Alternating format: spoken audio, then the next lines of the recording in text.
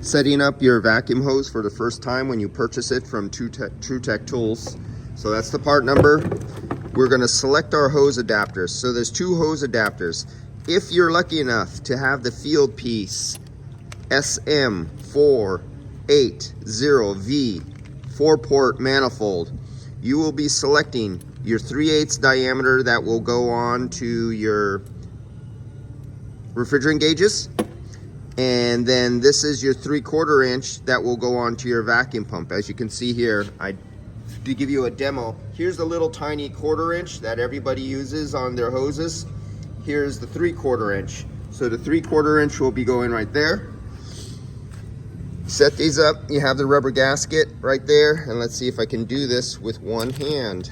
I think I just made a mistake because I don't think I could do this holding the camera and put that on at the same time. Let's see what I can do.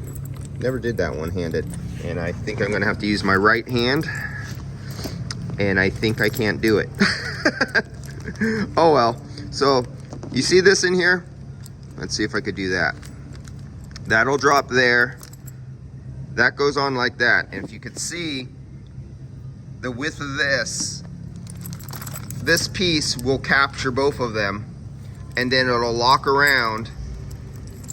It'll swing around, and then you tighten it down over, and it'll crimp these two pieces together like that, and you'll attach them. So on my next video, this will all be together and attached to my hoses because I can't film and do video at the same time.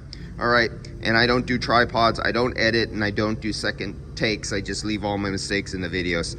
Tru Tech Tools, this is the part number for the best vacuum that you could possibly pull for a flexible hose.